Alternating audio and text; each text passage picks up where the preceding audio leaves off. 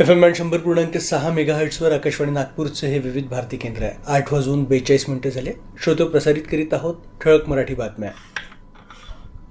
आकाशवाणी नागपूर. नेहा क्षीरसागर आपल्याला ठळक बातम्या देत आहे. प्रधानमंत्री नरेंद्र मोदी उद्या आकाशवाणीवरच्या मन की बात या कार्यक्रमातून देशवासियांशी संवाद साधणार आहेत. हा या कार्यक्रमाचा 132वा भाग असेल. सकाळी 11 वाजता प्रसारित होणारा हा कार्यक्रम आकाशवाणी आणि दूरदर्शनच्या सर्व वाहिन्या तसंच न्यूज ऑन AIR ॲपवरून ऐकता येईल. महाराष्ट्रात उद्योग सुलभतेसाठी परवानगी प्रक्रियेत मोठे बदल करण्यात आले असून 33 परवानग्यांपैकी 20 परवानग्या स्वप्रमाणावर आणण्यात आल्या आहेत. उर्वरित 13 परवानग्यांची संख्याही लवकरच कमी करण्यासाठी प्रयत्न केला जाणार असल्याची माहिती मुख्यमंत्री देवेंद्र फडणवीस यांनी दिली. मुख्यमंत्री देवेंद्र फडणवीस यांच्या अध्यक्षतेखाली रामकी ग्रुप ऑफ इंडस्ट्रीज आणि MIDC यांच्या संयुक्त विद्यमानं बल्क ड्रग पार्क व लाईफ सायन्स हब उभारण्याच्या पार्श्वभूमीवर मुंबई इथं आयोजित चर्चासत्रात ते बोलत होते. राज्यातील वीज दर पुढील 5 वर्षांत टप्प्याटप्प्यानं कमी होणार आहेत.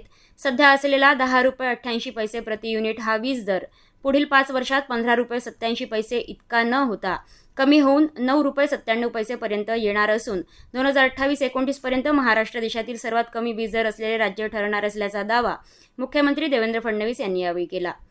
महाराष्ट्र शासनाच्या वतीनं राबविण्यात आलेल्या 150 दिवसांच्या ई-गव्हर्नन्स मोहिमेमध्ये नागपूर विभागीय आयुक्त कार्यालयानं यश संपादन केलं आहे. या उल्लेखनीय कामगिरीबद्दलचा पुरस्कार वितरण सोहळा मुंबई येथील सह्याद्री अतिथीगृह इथं मुख्यमंत्री देवेंद्र फडणवीस यांच्या हस्ते आज पार पडला. राज्यातील प्रशासन अधिक कार्यक्षम, पारदर्शक, जबाबदार आणि नागरिकाभिमुख करण्याच्या उद्देशानं ही विशेष मोहीम राबविण्यात आली होती.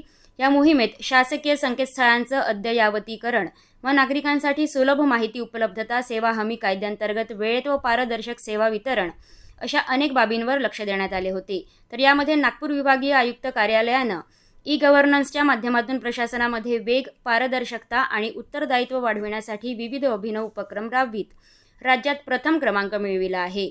हा पुरस्कार विभागीय आयुक्त विजयलक्ष्मी बिद्री यांच्या वतीनं अप्पर आयुक्त राजेश खवले यांनी स्वीकारला. याबरोबरच हे बातमीपत्र संपलं. यापुढील बातमीपत्र उद्या सकाळी 10:58 प्रसारित केलं जाईल. नमस्कार.